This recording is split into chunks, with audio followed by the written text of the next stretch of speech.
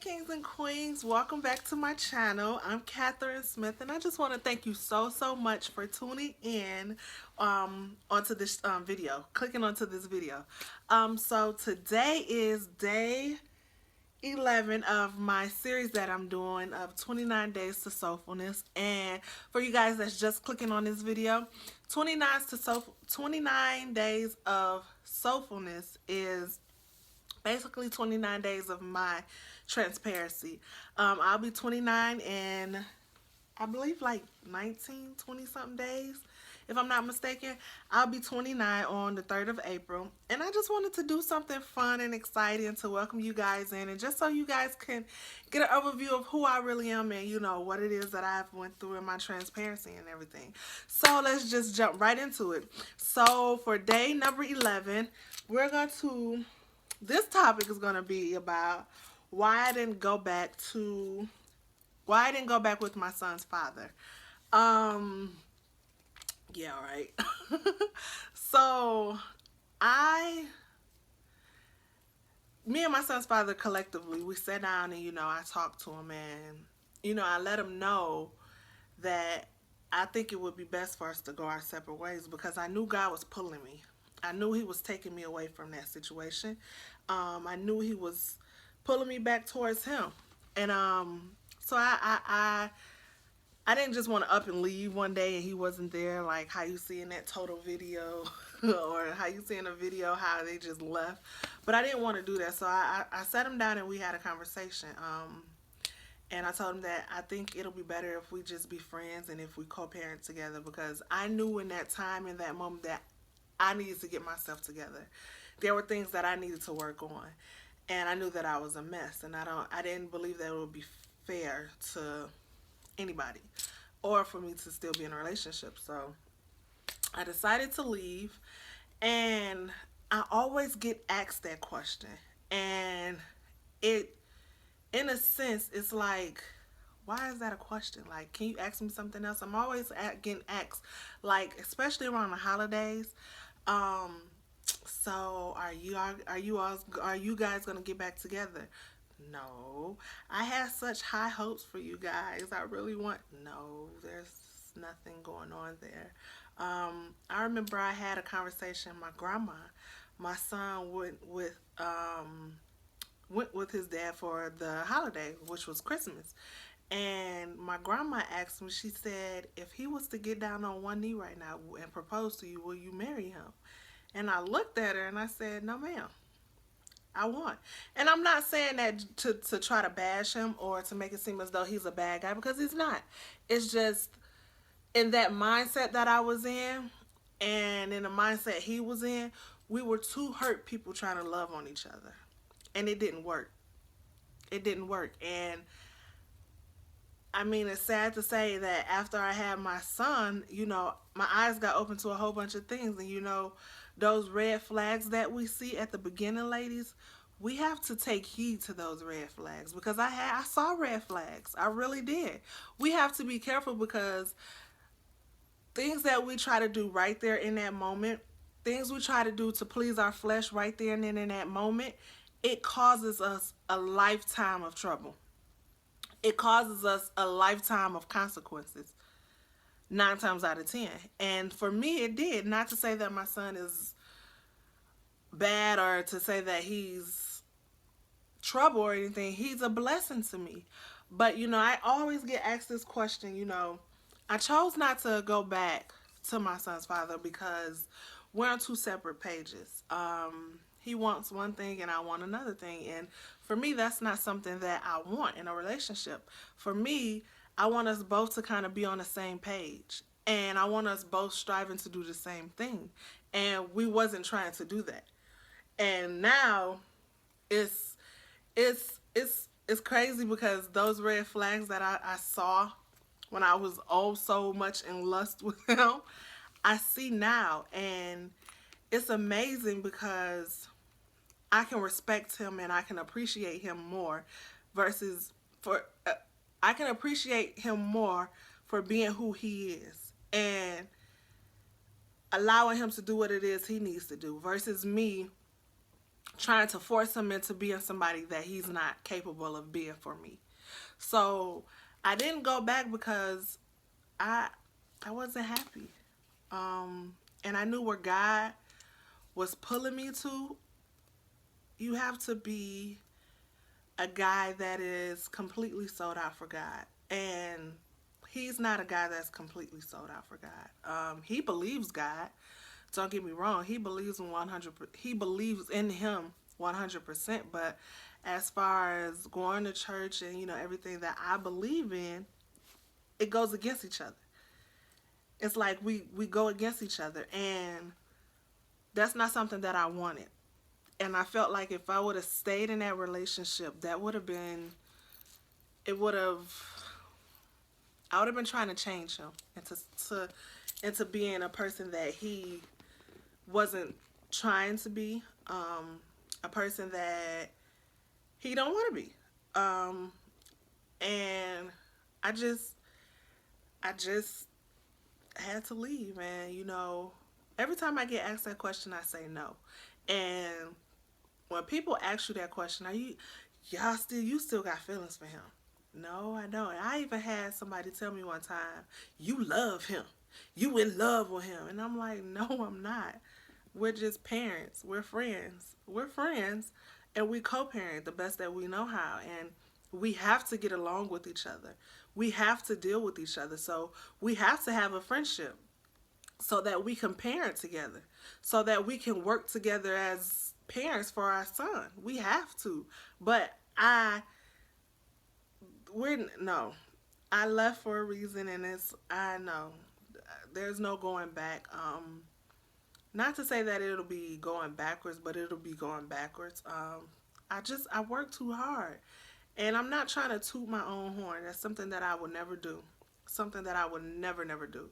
But I chose not to go back with my son's father because God has me, He had me on this path to where it was like, you either got to come with it or don't come at all. You either got to, you have to be a man of God. You have to be a man of God. You have to be a man that when I wake up in the morning, you're praying for us. You're praying for me. You're praying for our son. You're praying.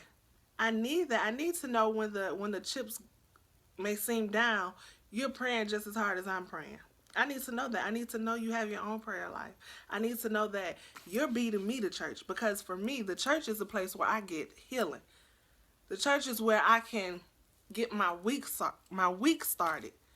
It's just a place where I can go and praise God to something that I love to do. I enjoy doing it. I enjoy getting ready to meet God there. And you have to be somebody that's sold out. And I didn't go back because, like I said, we were on two separate pages. And it's either one or two things that can happen when you and your boyfriend, or whatever you want to call it, are on two separate pages.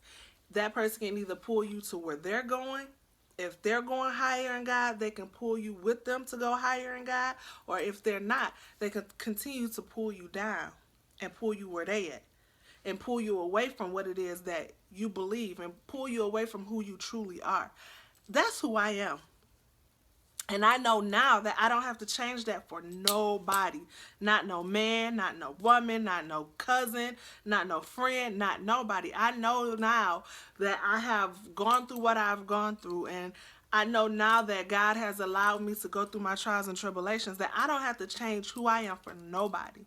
And for me, when I was in that relationship, I was changing who I was. I know that I was a woman who was sold out for God. Ben knew this. When I met him, I knew of God. I knew God. I wasn't deep into him like I am now, but I knew God. And this is who I am. This is what my soul just yearns for, to be in the presence of God. And I knew if I stayed in that relationship, it wouldn't draw me closer to God. I'm just going to be honest with you, because this is just me being transparent. That relationship with him wouldn't have drawn me closer to God. It would have pulled me further and further away. So that's why I didn't go back. And that's why we're not You have to be with somebody that is going to pull you closer to what it is you believe so wholeheartedly in. He can move, have my being. He does. And I need somebody that is going to push me towards that. Because that's who I am. I'm no longer in the gist of getting to change who I am to try to please this person. I am who I am. It's either you gonna like it or you not. You gonna go higher with me or we gonna part ways. And it it was one of the best decisions that I ever made in my life. It really was. Like I said before, we're friends.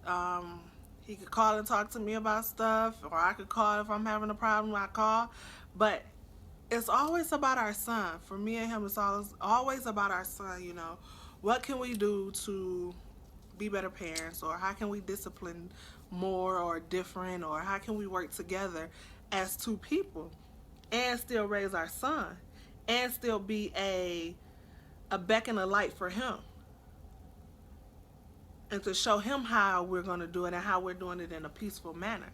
Um, so I just hope that this, blesses somebody to know, whether if it's male or female, whether, if you're choosing to live this straight and narrow path with God, and you know for a fact that your ex or your son, your children's dad or your children's mom is not pulling you closer to where you need to go, especially if you're desiring to have a relationship with God and that person is not pushing you to go closer to them, closer to him, to go higher in him. If y'all not sitting down, how they say Netflix and chill, if y'all not sitting down reading the Bible and chilling, no, I don't want that. I don't need that. I need you to be pushing me. I need to come in and see you in that Bible so I can say, well, let me go get my spirit together. Let me go get myself together. And if they're not doing that, ask yourself one question. What am I doing? If that's what you really desire in your heart, and if that's who you are, you know for a fact that's who you are, and that's what you want, ask yourself, if that person that you're with, I don't care who it is, I don't care what color their hair is, their eyes, their lipstick, their haircut, whatever. Ask yourself that one question. What am I doing? What is our sole purpose together? What are we doing? What are we doing? Because I would rather be by myself and waste time by myself than to be with somebody and allow them space to hurt them. I'd rather be honest with myself. And, you're going to get asked the question, why y'all not together, or why is this? You just tell them, because it's not. We're not. This is what we chose to do. And we're happy with the decision that we made. And you just smile and you just walk away from them. I just say, oh, Lord, what is wrong? No, but in a nutshell, the reason why I didn't go back, like I said, was because that relationship wasn't going to push me closer to God like I'm trying to go closer to God. It was going to pull me further away. To be 100% honest with you. And I would rather be by myself versus trying to force somebody to be something that they don't want to be.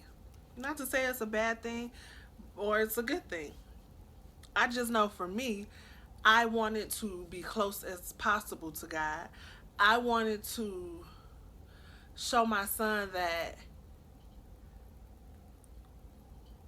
you don't have to always be a negative, bitter person.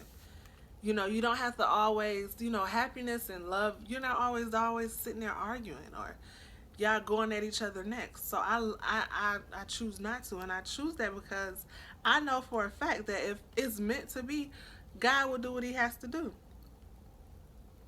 Because I'm going to do my part. I'm going to submit. And if that's where he wants us to be, then hey, it will be. I believe that wholeheartedly. But if not, he's going to send me the man that's just for me. That man that's going to push me higher into God. That man that's we're going to sit down and read the Bible. We're going to pray together. All of that, what my heart desires. He's not going to give you the opposite of it. When you do it yourself, when you go out to please your flesh yourself, that's when you get what you want. He's not going to give you the opposite. He's going to give you what your heart desires. And if you're desiring to have a man that's, like I said, that's praying, that's fasting, that's in his word, that can, if he see you going through a hard time or he see you going through something, he can speak that word back to you and tell you, you need to tell that devil this. This is what we need to do. That's what I want. And I don't think that I'm wrong for wanting that. I don't think that that makes me less of a person or it makes me less of a woman. It just I that's what I want. I want what I want. And that I want a man of God. God that loves a man that loves God and a man that's going to push me closer to him and not pull me further away from him.